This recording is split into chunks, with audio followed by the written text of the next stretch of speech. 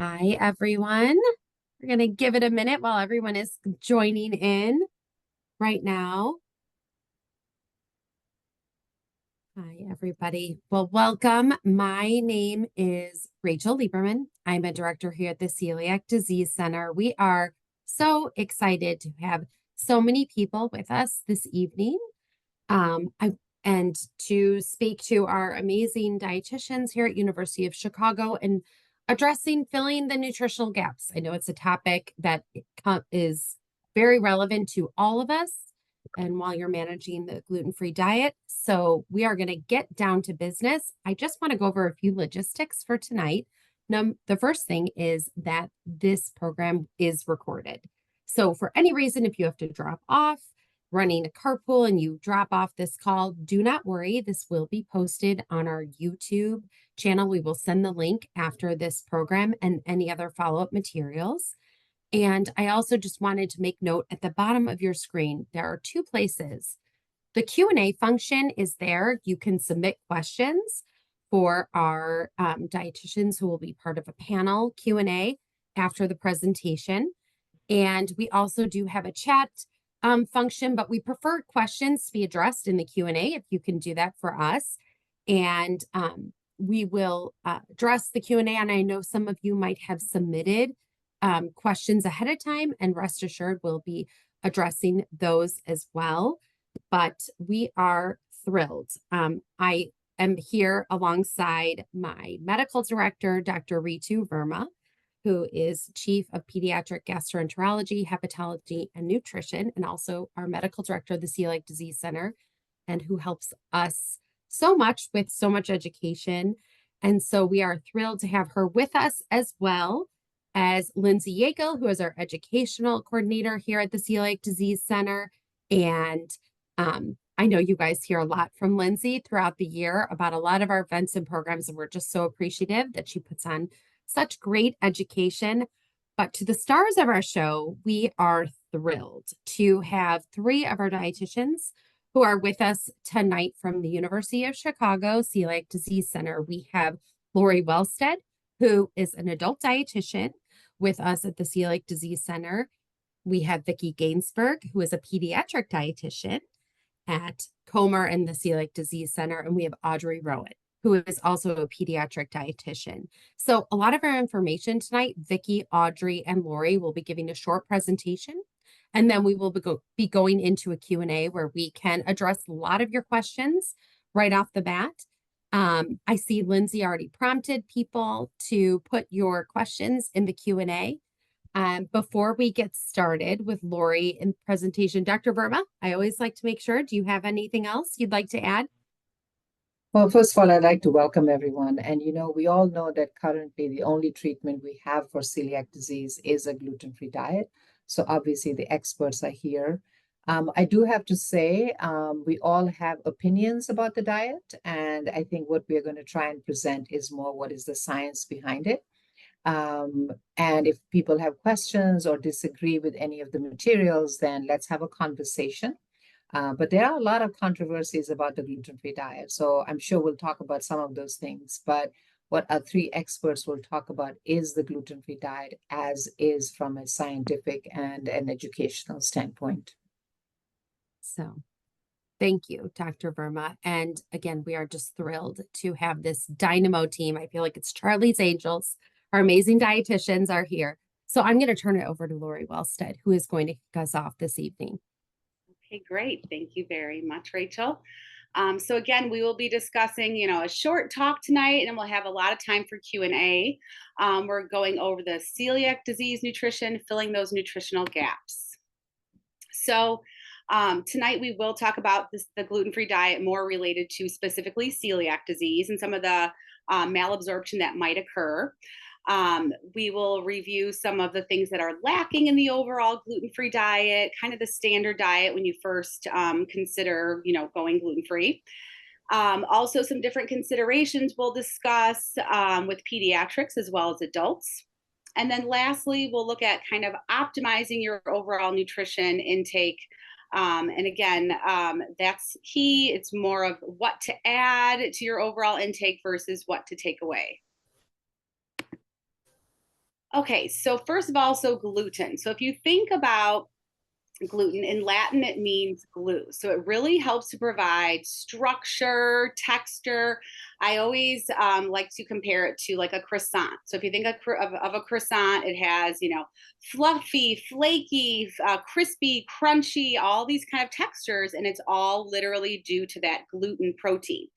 And so the gluten protein we know is in wheat, rye, and barley. And so it's that protein portion of those grains, and it helps to retain moisture, extend fat and protein.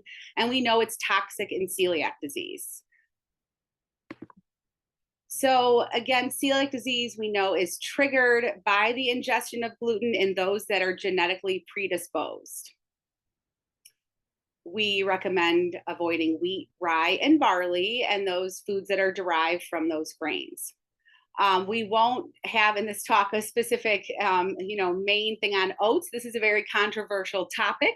But again, depending on the patient and as tolerated, oat and oat products, whether they're certified gluten-free, labeled gluten-free, purity protocol, there's a lot of different categories as tolerated. So again, this I'm seeing even in my practice more and more. If we can't get someone's numbers down, we might be mindful of all of the oat products that they might be tucking into their daily intake. I have some patients that in one day, they might be eating 10 different products that have oats in there, right? And we can't get their numbers down. So we say, okay, let's go over this with a fine tooth comb. Is this something that may be causing some sort of cross contact in your diet? Right. And so again, some individuals can consume these without any issues, others not. So again, like I said, this could be literally a full hour topic on oats. And again, when in doubt, we recommend to just leave it out. So this is, a depiction of the GI tract. If you think about, you have your mouth, your esophagus, which is like a tube going straight into your stomach. And then going down from there, you have different areas of your GI tract that are absorbing different things as it's going down. If you think about celiac disease is diagnosed by, a biopsy of the duodenum or the duodenum. And in that area, as you can see here on the left, there are so many different things that are absorbed in that area, right? And if you think about, the surface area of it, you're thinking of the villi and how things are absorbed. So sometimes when someone's malnourished because they have celiac disease, maybe it was undiagnosed, or they're starting on a gluten-free diet, you really have to think of there's a lot of different things that could already be malabsorbed just due to the celiac disease. And then really looking at the overall diet to make sure they're actually tucking in those kind of foods to ensure they're actually having a balanced and adequate diet. But as you can see here, some of the things we will be talking about, I bolded in that and what's absorbed in the duodenum, and it's something to consider because that is a first part of your GI tract that is absorbing the actual nutrients. And then sometimes too, with some of our patients, the ileum is the last part of the small intestine. And if you think about your small intestine, it's it's literally like 20, feet long, and you have your large intestines about 6 to 7 feet long. So you could have there's a lot of absorptive area. We still see patients that might have low B12. So again, we can go over this. This is something they could easily have drawn with labs. Again, if you're having, lack of energy and whatnot, but this is something that, again, if someone's having sometimes looser stools or not eating a balanced diet, they could have depleted B12 levels. I wanted to touch on lactose intolerance because a lot of times in my practice, I've been at University of Chicago for 20 years. I have patients that come in and they're saying, oh, I am 100%, gluten-free and dairy-free. And that's fine. But some people don't necessarily need to be dairy-free. They might need to be mindful of lactose. So I'll give you a little background. So if you think about those villi, it's supposed to be like a shag carpet of hair going along your duodenum, right? So So sometimes when you're diagnosed, if you look at like the biopsy report, those villi might not be long and slender, and they might be like smushed down to the lining. So again, instead of having a shag carpet, you have almost like Berber carpet or like wood floor on your small intestine. And so sometimes when that is the issue, when you're first diagnosed or your gut's trying to heal over time on the strict gluten-free diet, you Had a might Milo over ups, because there's like I think someone's and so sometimes with that, you might have issues with regard to absorbing. I'm not sure. Can we all just mute, please? Yeah. Thank you. So sorry. Okay. So if you think about that kind of shag carpet of hairs, on the tips of the villi are where the enzymes are that break down lactose into smaller molecules. So if you think about if someone's first diagnosed and they chug down a big glass of milk, right? Now that milk does have a lot of lactose. That's a very high lactose product, versus like a piece of cheese doesn't really have any lactose sometimes, depending on that type of cheese. So if your GI tract is kind of not fully absorbing, you might notice you're having a lot of gas and bloating because you don't have those enzymes to break it down. Now, fortunately, when you go on the gluten-free diet over time, those villi will fluff back up over time, and oftentimes the lactase enzymes may be more present, right? So some people actually over time might be able to tolerate some lactose, and even though some might not, they can still have some different dairy containing products and either take like a lactase enzyme or just watch the overall lactose content, right? So if you think about things like butter, Parmesan cheese, cheddar cheese, pecorino, things like that, those are basically all lactose free. The highest lactose foods that you would find would be milk, ice cream, and cottage cheese. So sometimes patients will report, I'm so gassy, I'm so bloated, and they're eating these large volumes of things such as that are high lactose. So again, those things won't cause inflammation, but they just might cause you to feel a little funky and gas and bloating when you're consuming those things if your gut is not fully healed, or you just again over time could have lactose intolerance. Just touching on that, usually around the age of mid-20s, people start to lose those lactase enzymes that are present in that small intestine or the duodenum. So I just wanted to touch on that because I see this very often. And so I think it's very, freeing for some people to know, wait a minute, I might be able to have some different dairy products as tolerated versus saying now I have to be free of gluten and dairy and a lot of things. Now, again, many patients also do gluten-free and dairy-free, and that's fine. We will talk about some of the different things to consider if you are avoiding some of these products to ensure you're getting enough calcium and vitamin D. Again, we could take a lot of questions on this, but I just wanted to give that depiction and kind of that visualization because I think it really helped me over time learn about that, and really helps to kind of help with the variety in the diet. Okay, let's see. Oops, I think I just touched something. Hold on 1 second here. Okay. Vicki, I think we're moving over to Vicki right now. My turn? Yep. Okay. Okay. Hi, everyone. And thank you guys all for coming. I'm so glad to be here today. So I'm going to start off with just a few things about which Lori kind of mentioned also what the gluten-free diet might lack. And as we already know, there's going to be in the beginning, before diagnosis or when you're diagnosed, we do know that there could be some malabsorption, especially with the villi when they're flattened, not able to absorb some of these nutrients, especially the vitamin B12, folate, iron, calcium, vitamin D, fiber too, which is not necessarily a nutrient, but is also something sometimes lacking in the gluten-free diet. Oftentimes we tend to choose grains that are more refined, such as white rice, potatoes, and a lot of the tapioca starches. And these are and also a lot of the packaged gluten-free foods that we find available that we can easily purchase in stores. And so fiber tends to be on the lower end. And I know we're going to get into fiber in a little bit with Audrey, but I just wanted to touch upon that. And then variety. Sometimes, we get on the gluten-free diet and we stick to the same foods. And this is common in just all diets where we're kind of a creature of habit, where we might, just stick with eating potatoes and rices and certain vegetables and fruits. And we don't have that variety in our diet. And I think it's really important when following a gluten-free diet that we do have a good variety of foods. And this is how we're going to get all those really good nutrients that we really need, so we are not deficient. And as our bodies start to heal, this will also, getting good variety of food will help with getting those good nutrients in our diet. Okay, next slide.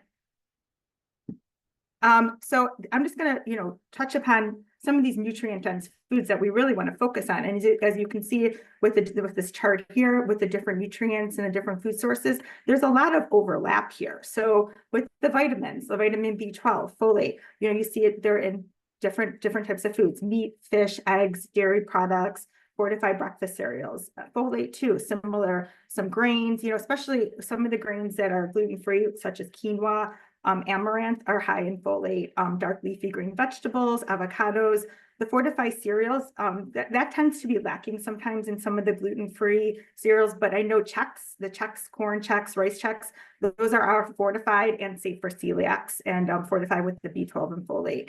Calcium, you're going to find in all dairy products. And then as Lori mentioned about the lactose-free, you can even find them in the lactose-free milk, and aged cheeses are all naturally lactose-free, which contain calcium. And then again, if you are following more of a diet without dairy foods, you can get it in all the fortified nut. I don't like to say milks as much. I like to say beverages, because they're not necessarily a milk, but in the soy milks, the almond milks, the plant-based milks with the pea protein, there's a wide variety of those milks out there, or beverages that are all fortified with calcium. Just make sure that if you do a plant-based milk or beverage, that it is fortified, because there are some on the market that are not fortified. So look at the back of the label to make sure that there is calcium fortification, if that's one of your sources of calcium in your diet. Vitamin D2 is going to come from fortified milk, and then in fattier meats, and fattier fishes, tuna, salmon, and egg yolks.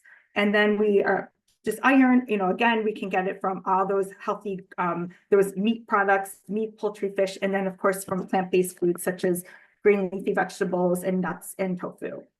And just a few things, we really want to try to add these foods to the diet, not take away. And this is how we're going to get really good balanced, a balanced diet from all these different foods. And that's how we're going to get, make sure that our diet is complete and balanced.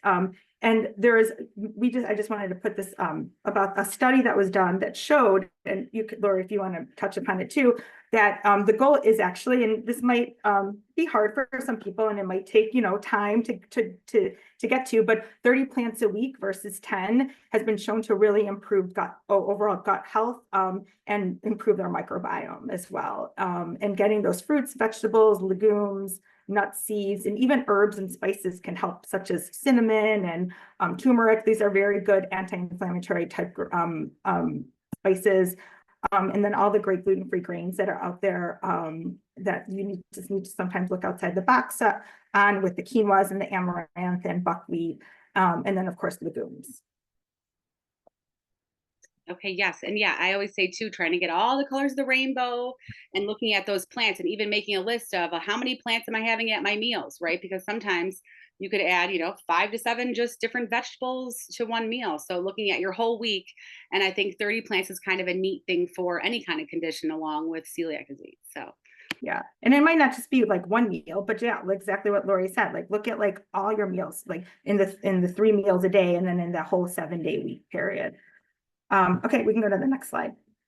So I'm going to touch upon, calcium and vitamin D. So these are really important nutrients. These are really important for keeping our bones strong and healthy. And if we don't get enough calcium in our diet, what's going to happen is our body's going to take the calcium from our bones. And over time, this can lead to weakened bones and our bones not being so healthy anymore. So we really want to try to get good sources of calcium in our diet on a daily basis. Good sources are going to, of course, come from the dairy-based foods such as milk, cheese, yogurt, and kefir. And of course, if you're lactose-free, you can get lactose-free versions of all of these foods, and they're all calcium-rich. And if you're more non-dairy sources, are going to come from some plant-based foods such as nuts and seeds. We can get it from tofu. Even figs are a really good source of, has a little bit of calcium. Kale, again, the leafy greens. And then, of course, these plant-based beverages also are fortified with calcium and vitamin D. So, but again, I really want you to look at those beverages if you do choose some of these plant-based ones and make sure that they do have that calcium in them. And of course, if calcium is a problem getting, your intake from these foods, you can always supplement with a calcium supplement. I recommend no more than 500 milligrams per supplementation. More than that, you're not going to absorb. You won't absorb any more than 500. It doesn't. Your body just can't handle more than that at a time. If you need more than that, you can do it in increments. Like in the morning, you can do 500 milligrams, and then you can do 500 milligrams in the evening as well. Iron. So again, iron is a very important mineral. It's used to make something called hemoglobin to oxygenate our blood and also to provide oxygen to all of our organs, body. So if we are iron deficient, which a lot of times in celiac, undiagnosed celiac, or the beginning when we are diagnosed, we do see a lot of iron deficiency anemia. And likely that is not caused from low intake. It's mainly caused because of malabsorption, because our villi are not able to absorb those iron-rich foods that we have in our diet. So it is important, sometimes supplementation might be necessary. Oftentimes it's not something we need long-term, depending on labs. Of course, everyone's individual here. I don't want to say one, how time-wise, because it really depends on what your levels are. And of course, where we're starting from and that sort of thing. So iron supplementation might be necessary. But again, a really well-balanced iron-rich diet is also really necessary too. Once our body starts to heal and the villi start to grow back, our iron absorption will improve and completely go back to normal. So there are different sources of iron. As you can see here, there's heme iron, and heme is going to come from those animal sources, the meats, the fish, the poultry, and these are going to be the highest absorbed in our body, up to 30%. So I do encourage getting these good sources of animal proteins in the diet. If this is something that people want to eat. Obviously, if they're vegetarian, that's a different story, which is you can still get good sources of iron from other sources, but heme iron is the best absorbed in our body. He's the most readily absorbed. Non-heme is going to come from those plant-based foods. You can get readily great iron from lentils, nuts, seeds, spinach, and then the green leafy vegetables.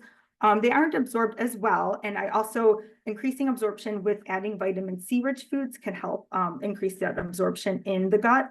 But again, we're going to need more of those non-heme foods because there's less absorption. So if we are not eating a lot of animal sources, then the non-heme foods will need to be increased from a lot of those plant-based foods that we had mentioned earlier. Trying to get those 30 in a week, most likely we'll get a lot of that iron, that will reach our iron needs.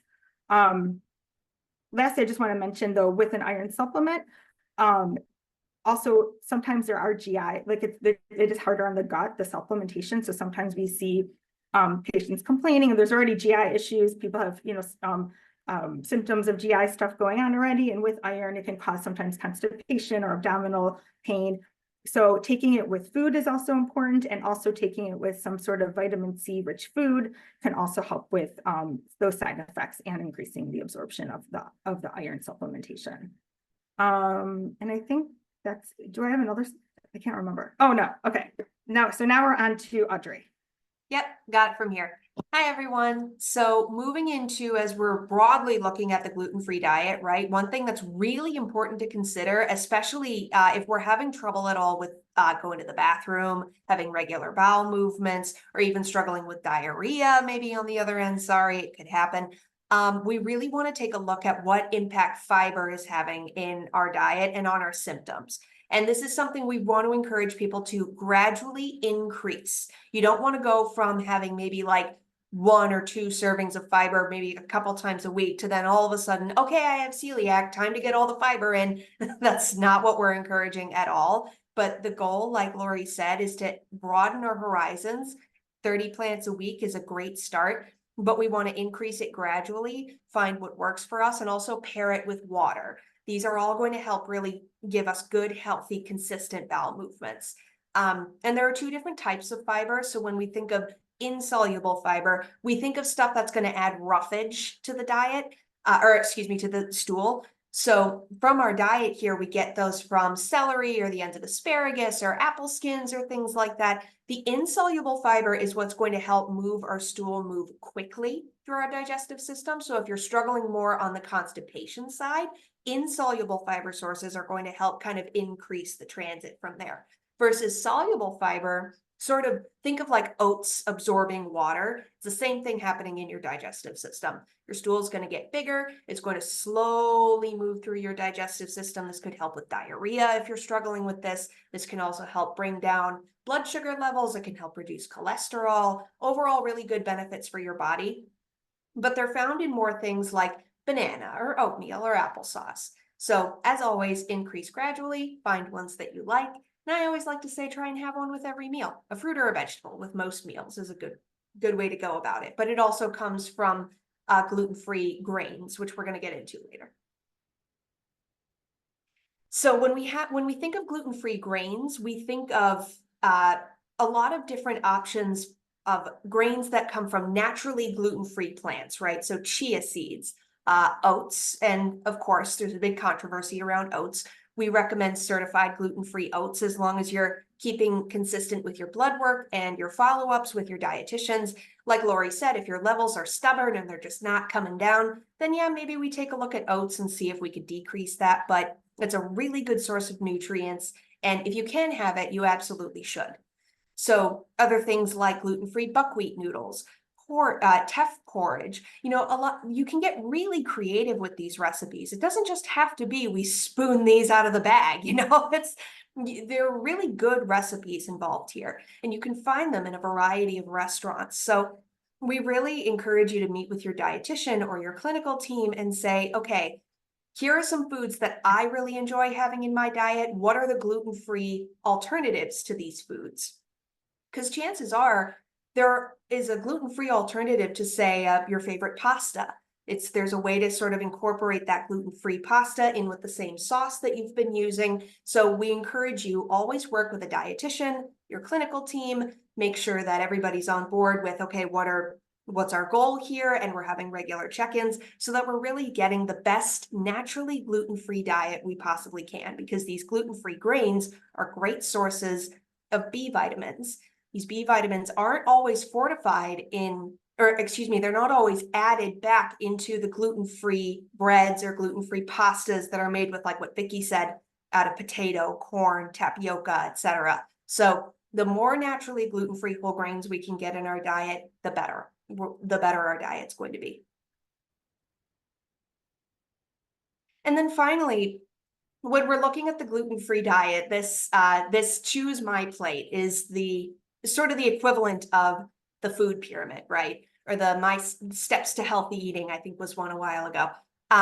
Now your meal does not have to look like this every single time. My meals don't look like this every single time. I don't want to speak for Lori and Vicki, but I bet theirs don't look like this every single time. And they don't have to, right? But these are the food groups that we want to make sure that we're including in a gluten-free diet, because everybody needs this variety, not just for people with celiac. So in celiac disease, we have to kind of get creative with how we're including these every time. And the good news is that they're gluten-free if they're fresh, if they're frozen. The fruits and vegetables come in fresh, frozen, freeze-dried, raw, steamed. I mean, there's a million ways you can prepare them, and they're still going to be gluten-free as long as they're prepared in a way that reduces that risk of cross-contact.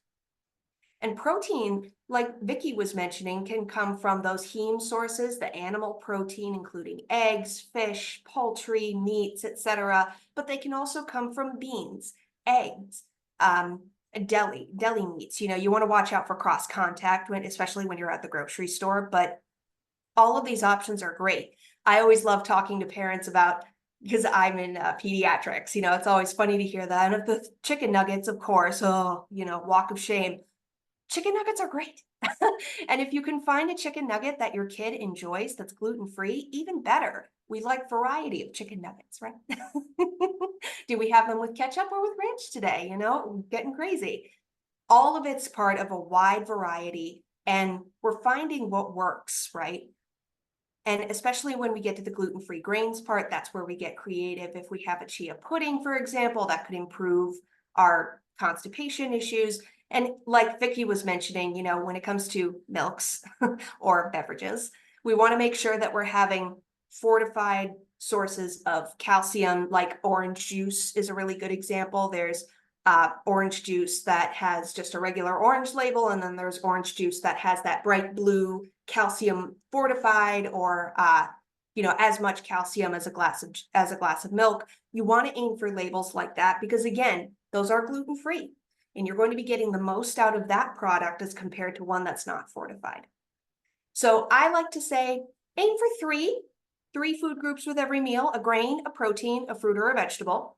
That usually narrows it down a little bit, but and if your diet looks like this every day, let me know. Would love to know your secret, but this is a really good, just broad map for what we want to aim for, especially with a gluten-free diet. And that takes us to our conclusion. So like Dr. Verma said at the beginning, and thanks for the shout out, Dr. Verma, the gluten-free diet is the treatment for celiac disease. And what it all boils down to is that variety is key. What's important for us to remember is that we stay curious. Maybe a food that has not interested us in the past is now all of a sudden, I wonder what that tastes like. Great, we're here for it. And I believe one of the questions earlier was, does someone with celiac disease need to work with a dietitian or a nutritionist? And absolutely, because truly, I mean, we are here to add food to your diet. We're not here to take away necessarily. We're here to make sure that you're not accidentally getting cross-contacted, to make sure that you're not accidentally getting some sources of gluten in your diet that's going to harm your system, cause that autoimmune reaction, and bring your levels back up. That's what we don't want.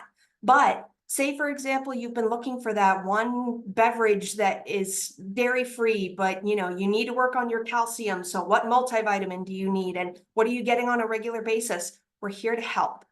We're here to help, and we're here to broaden your horizons. So that is all I had. So if anyone has any questions, we'll take those now. And I think I'll hand it back to Lori or even Rachel. I'll take it. Yes. Thank you so much, Audrey. And Guys. I want to invite Lori and Vicky and Audrey to stay on camera, and even Dr. Verma, as we move into our Q&A, and we're going to be addressing some of the questions in the chat. We encourage you to utilize the Q&A function. And then again, we'll be looking at some of our pre-set questions that were submitted before this program. So Lori, I want to start with you. First of all, this was a fantastic presentation and really went through a lot of natural foods, and I think this was great. Can you talk to us, Lori, a little bit about supplements and vitamins that someone can do in addition? Because I know there are a lot of questions always about that. Yeah, I mean, yes, I think, less is more, of course. I think we supplement as needed. Not everybody needs to be supplementing with high doses of different things. I think sometimes we like to start with, I mean, in adults, we like to often have like a bone mineral density test before saying, oh my gosh, this person needs to take, a bunch of supplements of calcium per se. So again, I would say across the board, there's not like, we don't always recommend that everyone takes a multivitamin, but if someone's not eating a balanced diet, if they're, starting off on the gluten-free diet and just not eating very well, that could be something they can tuck in per se. We always like to make sure we're checking iron levels, at least in our adult patients, because sometimes people might be fatigued, right? They might be short of breath, all these things. And, they're on a strict gluten-free diet, but they might not be eating enough iron. So we often will do like an iron panel. And if someone does in fact need iron, we might supplement in those cases, Vicki mentioned briefly. And that might not be for very long, because when you're on a strict gluten-free diet, you might only need to kind of replete your iron levels with supplementation for a short time, because your body starts to heal and absorb it normally. So what I always like to say is we might have some short-term supplementation. It might be, again, someone has overt diarrhea for a very long period of time or undiagnosed celiac disease. They might have vitamin B12 deficiency. So sometimes we might check that if it is quite depleted, which we sometimes see. We might give B12 injections or do oral B12. Again, if you do sublingual, which is underneath your tongue, that's better absorbed than just like a big honking pill of vitamin B12 per se.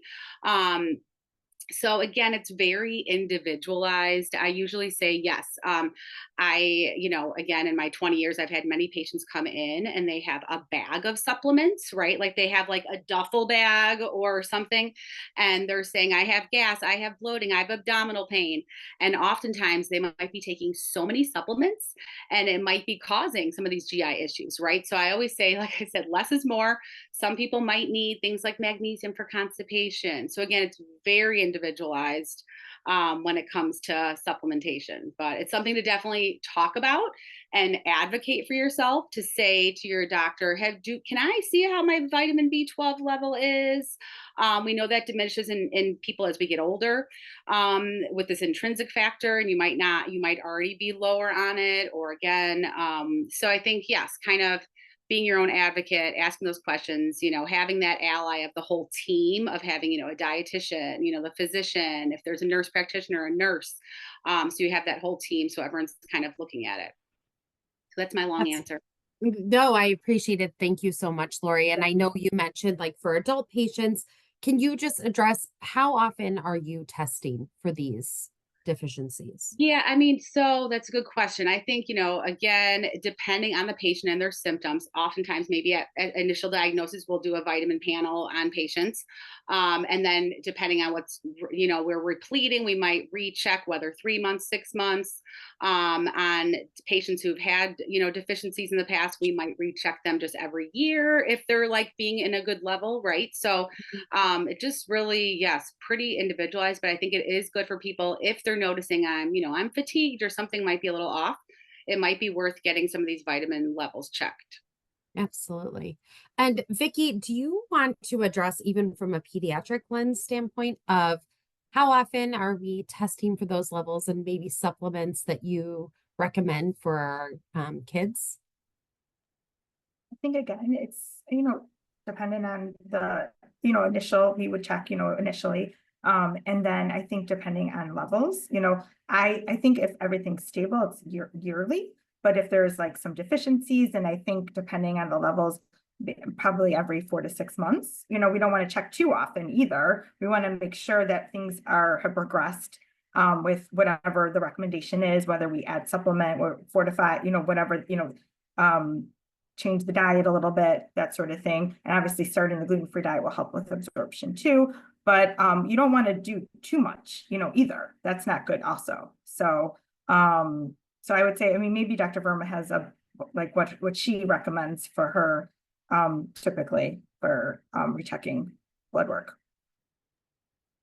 So I think from an adult standpoint, though I'm a pediatric gastroenterologist, but from an adult standpoint, it's so important to meet with your dietitian and see what the diet is going along. However, someone with celiac disease, regardless of how good your diet is, you should at least have your vitamin levels checked once a year. If you're in that stable phase, if you've just been diagnosed, then obviously, depending on what your vitamin levels are, you may need to go more often or not. But once a year, there should be blood work done for any adult or pediatrics if you're in the stable phase. And the recommendations are for adults to have the iron, the ferritin done on a regular basis, the CBC, of course, and then you would get your B12s done. Some people will do a folate, but they'll get zinc levels done. So those are sort of vitamins and levels that should be done. In pediatrics, we will again do a similar sort of thing. Most of these labs will get them done at 3 months, only because we know right off the bat those vitamins and levels are going to be low because you've just gone through a stage of having your villi being damaged, so you're not absorbing. So you will get your vitamin levels done in a pediatric phase at 3 months. And then depending on what it shows, your follow-up vitamins will be checked based on that. Once you're in a stable phase, once a year. We tend not to do vitamin B12 just because the chance that someone will have a B12 deficiency when you are really young, like less than 8 or 10, unless the diet is really off. We tend not to check B12 in that 8 to 10, less than 8 to 10 age. Not that it cannot be done, but we tend to not do it. But ferritin, zinc, those are levels, vitamin D, we check on a regular basis and need to be checked because even if you don't have symptoms, ferritin is your iron store, it could be low. So you want to replenish those stores before you get symptomatic. So very important that obviously if you have symptoms, they should be checked right away, but you want to prevent those symptoms from happening.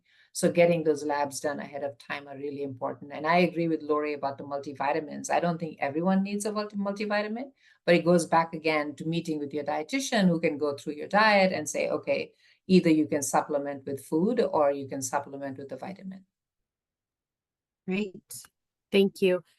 Audrey, we have, a few places within these questions. Can you talk a little bit about the importance of maintaining the gluten-free diet and managing those cheat moments? I think there's sometimes temptation, especially if you don't show symptoms. And so just talking about compliance with the gluten-free diet and the importance of it.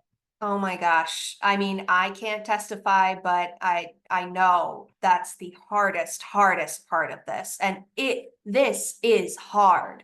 I mean, I think I just preface that by saying, I mean, yeah, we can tell you what to do, what to avoid, how to avoid it, but this is a hard thing to maintain. So if you ever feel like you're struggling or if something's going wrong or you're not advocating enough for, we are here for that as well. We know how strenuous this can be. So, but when it comes down to it, what happens if I have the option to cheat? Or why should I not? I mean, that's a great question we get from a lot of kids, actually. I mean, God bless the bluntness of children, but they say, I mean, my tummy doesn't hurt. Why don't I? And why can't I eat it?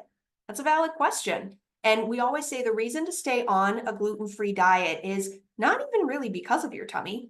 Yeah, I mean, it'd be nice if your tummy didn't hurt, but the reason to stay on this gluten-free diet is because we don't want to incur another condition down the line that's caused by these elevated levels, these elevated TTGs, the levels that you have done every year. We want to make sure we follow up and that these are trending down. Some people will go from the elevated range to the normal range in a span of 3 months, and that's spectacular. We're happy to hear it. But if the levels are elevated, but they're at least going down, we know we're headed in the right direction. We just need to perfect the diet and reduce the risk of cheating at that point.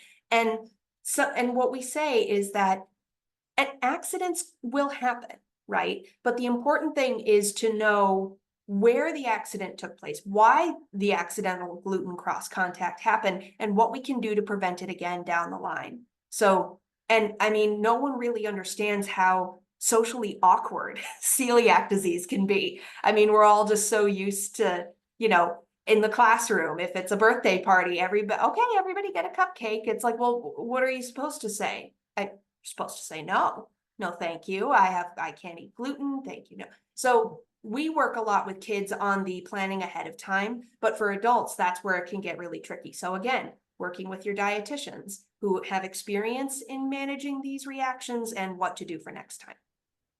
Awesome.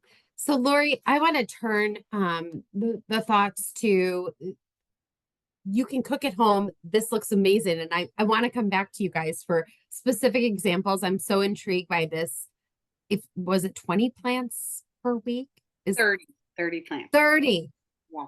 First, I want you just to answer, what does that mean? Like, explain to me, like, can you give me some examples of how you could actually achieve that? So, I mean, so if you think about what are plants, right? So that would count as fruits, vegetables, beans, nuts, seeds. So if you think about even in one day, say if you're eating, some sort of a cereal, that would be a grain. You're going to put, say, blueberries, raspberries, strawberries on there. You could put some nuts on there, right? You can put the different kind of herbs or spices. So sometimes in one meal, you might have 7 or 8 plants, right? So, and this is not, it seems so overwhelming to say I have to eat eat 30 plants a week, but it's basically looking at that overall diversity. And the reason why they did the study is they were trying to see, is there some sort of a broad connection if you're eating more plant-based foods? And they did stool studies and all this, and they found that if you had more variety, and you're eating more a variety of plants, that's going to help with your microbiome, your gut bacteria, which is such a hot thing now, right? Like everyone wants to, oh, how can I improve my gut health, right? Well, you can improve your gut health by eating more plants, right? So it's not saying that you'd have to be vegetarian or vegan or anything like that. But again, say if you ate, like I said, look at your overall day. Sometimes people only eat, 3 plants if they're not eating much a variety in their diet. So I like that. And I talked about including that in this talk too today, because I think versus sometimes we look at things and say, what kind of diet should I be on, right? Do I have to do a Mediterranean or this or that, where this is not specifically saying you're on, yes, we're on a gluten-free diet for celiac disease, but what else can we do like globally to help our gut bacteria, right? And that's that variety. So I always say, eat more foods that rot and go bad, eat less processed foods overall. Of course, I love processed foods. I was born in the 80s, right? I love all that kind of stuff. And so I think it's finding, okay, I could be a junk food junkie, but I'm going to have all the colors of the rainbow in a lot of my days, right? So, and I think it's finding that balance. And even going back to that cheating question, I see this very often, really in the last couple years, because we're having so many more people being diagnosed that are not really, they're very asymptomatic, right? So they might not have overt symptoms if they're cheating, but I think something we want to keep in mind is if someone keeps cheating, that's going to cause that kind of smoldering inflammation in the GI tract, right? And you might not have symptoms right now, but you might have fatigue, anxiety, depression, you might have hair loss, right? You might have all these things that you just kind of feel kind of yuck. And so I like to point that out to my patients to kind of go over those things versus saying, oh, my stomach doesn't hurt. Okay, well, let's look at your overall health and see what could happen if you continue to eat gluten that can cause this overt inflammation. And so, yes, it could spark other autoimmune, certainly. But I think it's just looking at your quality of life. And yes, it's not easy being on a gluten-free diet. I know, because I have celiac disease myself, and I wasn't diagnosed till I was 35. So again, for those who know the taste of gluten, it is, you go gluten-free, these foods are not the same as they used to be when you ate gluten, right? So I think, yes, the struggle is real. And I think there needs to be more studies to look at this. And it's, the quality of life could be very diminished in our patients. So I think, really work with the team. And I think it's finding other people who also are gluten-free so that you can find that other ways to, what's going to motivate you to stay on the diet. So that's my long, again, answer. No, that's great. So Vicki, let's talk eating out really quickly. I want to talk about a question just came in the chat, and it's a really relevant question because it's about French fries, and we all love French fries. And when you're eating out, questions to ask at restaurants, but also, if a fast food restaurant is frying their potatoes in the same oil as their flour breaded products, can you still have fries when you're eating out, or do you have to give them up? That's a great question. So, fast food is not, first of all, I just want to start with fast food is not our best choices, and it's not something we want to be eating on a daily basis. But of course, it can come into play in our diet. Obviously, we want it to be safe and gluten-free if we are choosing some fast food restaurants. As for your specific question, Rachel, about fries, so obviously potatoes are naturally gluten-free food. But however, when they are fried in a fryer with the same oil as breaded, chicken tenders or anything that would have gluten on it, then that oil is going to be contaminated. So then, and then therefore those French fries, those potatoes are also going to be contaminated, and they are not going to be considered gluten-free anymore. So that's something we have to consider, even though we think, oh, potatoes gluten-free, I'm fine. Who cares how they're fried? Because we look at the fast food menu and, that's kind of one of the options that, kind of is like, oh, potatoes, I can eat that. But that's not always the case, unfortunately. However, if the fast food restaurant, if you ask and maybe that place is only serving burgers and fries and they don't fry anything else in that fryer, and you ask what they fry and they're like, oh, it's just potatoes. And that's 100% safe for a celiac to eat a potato that's fried in oil that's strictly just potatoes and nothing else. So, and there are plenty of those restaurants or fast food type establishments out there we can find some gluten-free fries for, that are safe. So that is, important. And in terms of like, fast food, there are some places where, you can eat safely. I think it is also really important that we don't just assume, oh, this is, gluten-free, even if it's like a bowl, like for instance, Chipotle, that's, a lot of those food items, the meats, the sauces, the salsas, the vegetables, the beans, they are gluten-free, but how are they handling it? How are they making that bowl? So we want to make sure they change those gloves beforehand, because those gloves could have touched something else right before that had gluten. They have those burrito shells that are made with flour there. So we want to make sure and tell them I have a gluten allergy. I like to say allergy because a lot of people don't really understand gluten-free, celiac in the restaurant, business. Some do, but it's just easier to say I have a gluten allergy. I can't have anything with gluten, or, really have to be careful with cross-contamination. And if you can please change your gloves when handling my food. And most of those places are very, want to help and want to, do that. So, and don't have a problem with it. But that is, cross-contamination is a big thing in restaurants. So it's really important to tell the server, to if you're even going to a sit-down restaurant, I have this gluten allergy, I have celiac. This is not a preference. This is I have to eat gluten-free. And hopefully that restaurant will comply. And most restaurants do. I also personally have celiac disease. I was diagnosed over 20 years ago in 1999. So I have been through the many different, I guess, gluten-free diet phases of our in this last 20 years. And we've come a long way. So back when I was first diagnosed, it was not so easy to eat out in a restaurant. But nowadays I do eat out in restaurants because I want to eat out in restaurants. I don't want to be cooking always at home.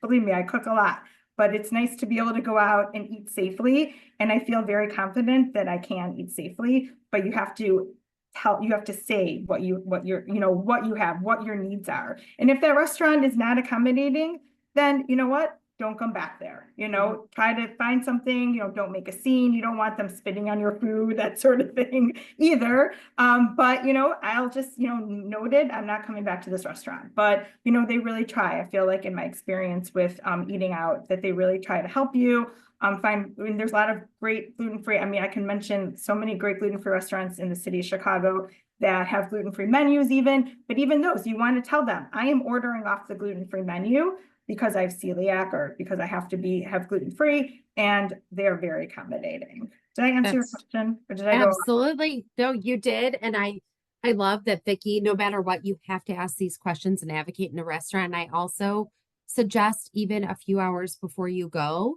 call the restaurant at off-peak time and try to talk to a manager or the chef. And I think that's another way to get some preemptive information and gauge how safe you feel eating there. But I agree with Vicki, then sitting down and eating and explaining. I mean, there's menus now posted online at all restaurants. So you can kind of take a look to and see what is available at this restaurant. Like, can there be gluten-free options? And you can call and say, situations where you're going with a big group of people and you don't want to start and talk about all this stuff, to the server if there's a large party. And you can call ahead of time and say, I have gluten-free, and they most likely can accommodate you too. And then you don't have to feel as like, oh, I need to go on and on about this when I'm ordering my food. So, and if you haven't already done so, be sure to download the Find Me Gluten-Free app. It looks like this little red square here, Find Me Gluten-Free. You can search for restaurants that have really good reviews about accommodations for celiac disease. I'm going to go off track just for a second. Dr. Verma, can you address anemia and how common it is for people living with celiac disease? Anemia? Mm-hmm. It's it's the most common symptom in adults in the studies that have been done at the time of diagnosis. However, it should improve as you are on a gluten-free diet and getting all the supplements. So I'm going to go back again. So you have to meet your dietitian to make sure that, first of all, you're staying gluten-free, there's no cross-contamination, and also the diet that you're eating is not just the commercially prepared gluten-free foods. So if you are on doing all that, the anemia should improve, but it depends on what number you start off with, how low your stores are. I did see the question in one of the Q&As about having to require iron infusions and things like that many, many years down the line. I would suggest to that person that you want to go back to your gastroenterologist and your dietitian and have a conversation.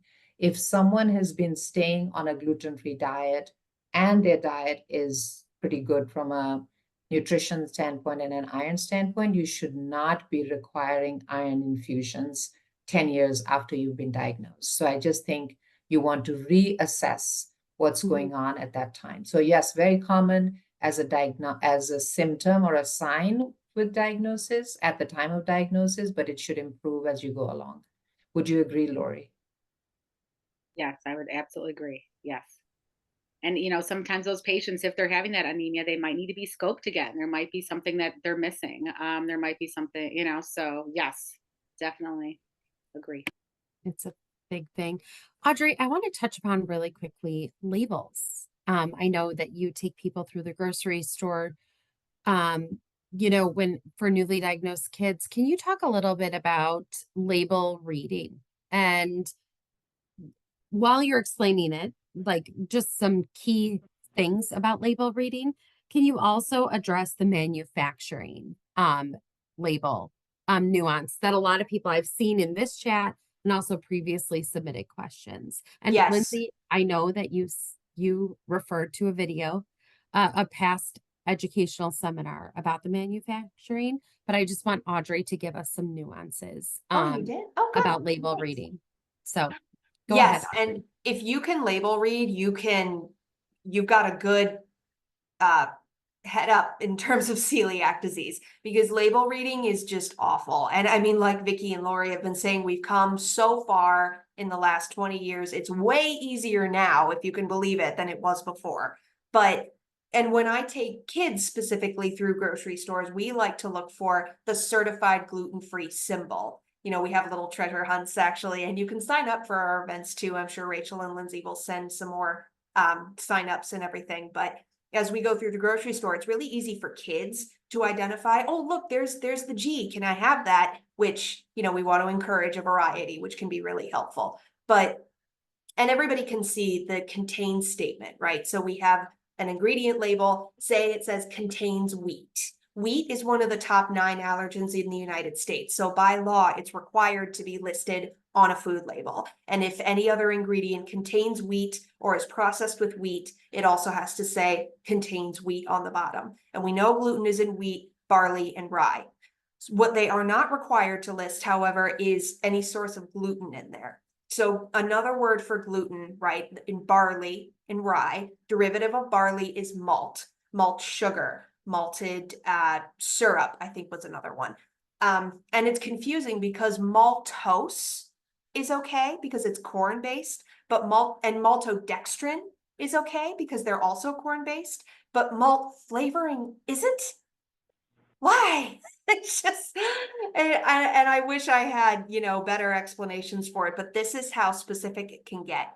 One thing I like to recommend though, start with words you know and recognize. So as you're going through the grocery store, you're looking for foods that are, gluten-free. Say you find a gluten-free section of the pasta aisle, those usually are pretty prevalent, at least in a lot of Jewel Oscos in the Chicago area, if you're around here. But in the gluten-free section, it's usually pretty easy to find an alternative. Now, if you're label reading and you're trying to find an option, say of pizza crust or something, and you find all these ingredients that you have a hard time reading and understanding. If you have the time to go through each ingredient at the store, great. But when in doubt, leave it out. And again, talk to your dietitian about, I need to go shopping and I don't know how to find this food with what I'm trying to make here.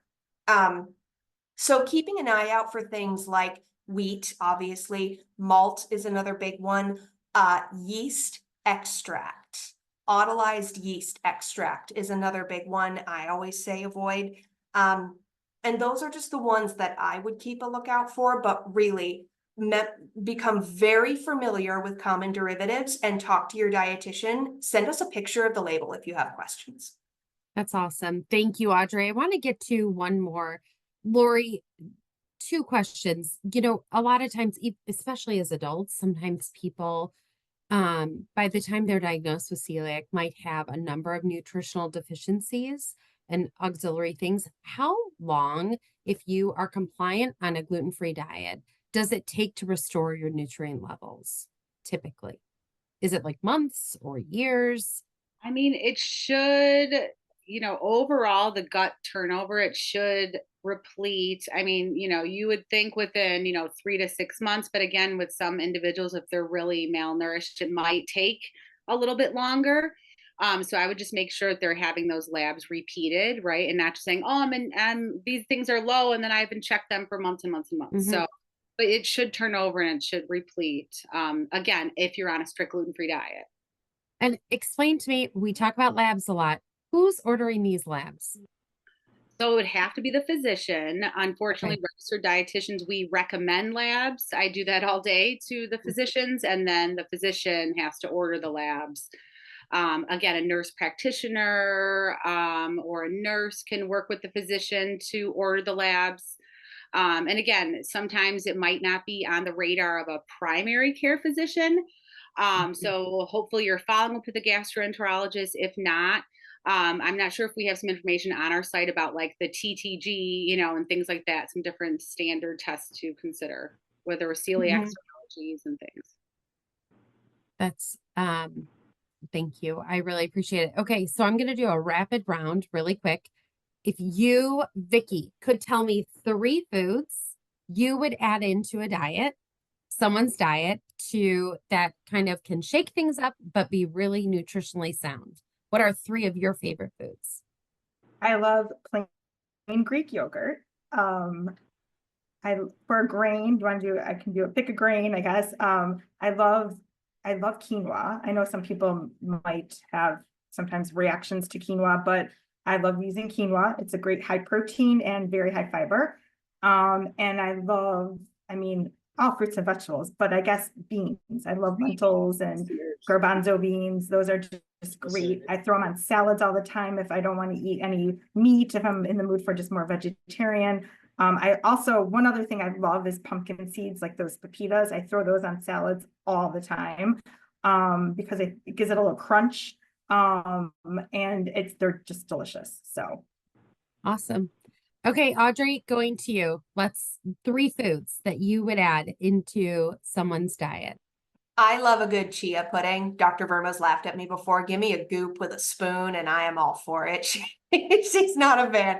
And I also really like red lentil pasta or chickpea pasta. Those are other really good options. And I'm with Vicky on a Greek yogurt, though I've been having a lot of luck with cottage cheese lately. I add cottage cheese to avocado and I make like a high protein guacamole. Ooh, who knew?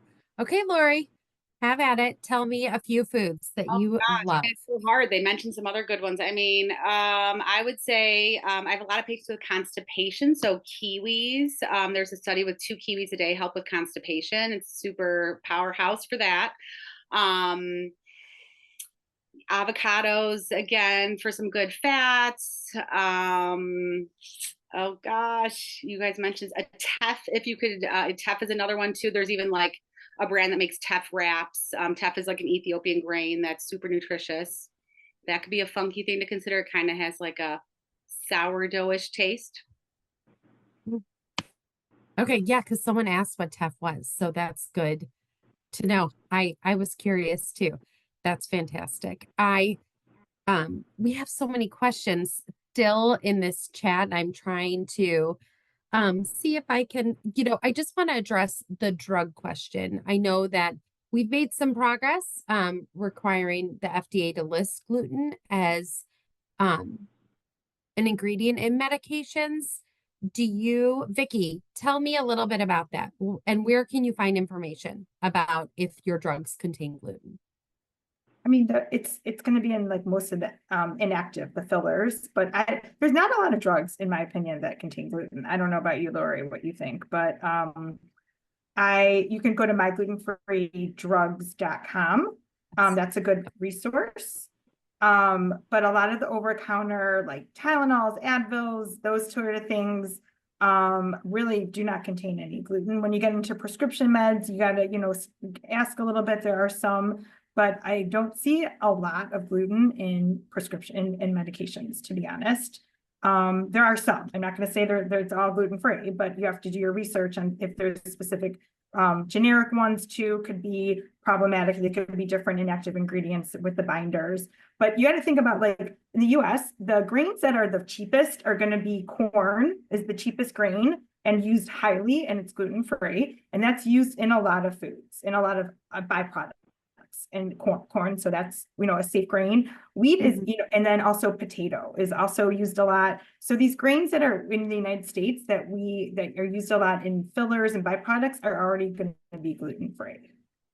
Okay. And my last question to all of you, your favorite high fiber bread? Lori, start us off. Oh, I mean, I would say some of the Sharp products have like psyllium and things added now. I mean, they have a decent amount of fiber in some of their things, even like the ciabatta bun. I think it has like 4 grams or so. I do feel like you got to be careful with some of these gluten-free breads that have too much fiber in them. Okay. Yes. Because they can actually have side effects. Some of these, they add these different fibers that can cause some GI stuff. And celiacs, I feel like in general already have like GI stuff going on, sensitive stomachs, I guess you can say, and can react to some, not necessarily from gluten, but they could be reacting from other things that are in these gluten-free grains to make them feel better, taste better, but they might be sometimes, some of them, if I see like 8 grams of fiber in a serving of a bread, that's way too much for our body. And a lot of that fiber that's in there is not real. It's like coming from these corn fibers and different. Psyllium's a good one. I do like psyllium. That's a better fiber. But some of these other ones aren't tolerated as well in our gut. I feel like you're going to get more out of like naturally gluten-free grains like the quinoa, the buckwheat, the amaranth, the brown rice. Like you're just going to get more out of that. But you took mine, Lori. I was going to say Char. Yeah. And black rice, that's another one too. That's very high fiber. I recommend that. Yeah, that's a good one too. At True Food Kitchen, they had black rice, but that's another one too that's, nutritious. But yeah, I definitely watch out for some of those breads. They could definitely cause like gas and bloating, and people are like, oh, I'm eating this, I'm gluten-free and I'm still having. So it's like, okay, beware of all those things that could be added to give it that oomph and give it that fiber. Yeah. But I do like I the would love Candy to grain. add, It's I not would love super- to add that what Vicky just said about the fiber, because I think we all focus so much on fiber, and fiber is good, and gluten-free food does not have fiber, but it's one of the biggest culprits for ongoing symptoms with gas, bloat, and all that. So I totally agree with you, Vicky, that yes, it's good to have fiber, but we got to watch how much fiber in each serving. So, you talk all about the healthy foods, which is great. And Rachel, you didn't ask me what foods I liked, but anyway. I know, sorry. But anyway, I think that it's so important that when we are looking at symptoms and you're on a gluten-free diet and you've done your due diligence, then you got to look at something else. And too much of the fiber and too much of the vitamins and too much of that is not good either. So balance is so important. The Char artisan bread does have those 5 grams. I know somebody had a question. They wanted to know about the bread and the fiber. The Char artisan does. There's a Whole Foods brand that has about 2 to 4 grams of fiber as well. But be careful about the fiber. Yeah. See, it's all about balance. I feel like we are sharing these slides, everyone. I know we've been asked a few times. We are going to share this presentation. I know we've already gone 10 minutes over. There's so many other questions, which just tells me we need another session with these amazing ladies down the road, because I know that there is just so much information to be had. But I do think this has been an amazing discussion. I thank Audrey and Lori and Vicky for their time, and Dr. Verma always. Thank you. Thank you. I want to be thoughtful of everyone's time, and so you can get ready for the presidential debate if that's what you're planning to do this evening. But we thank you for joining us. I want to remind you a link will be sent with this recording. And please, most important thing, go work with your dietitians, have your follow up visits. It's so important. Your care team is here to support you along your celiac journey. So we are just so appreciative that you joined us tonight.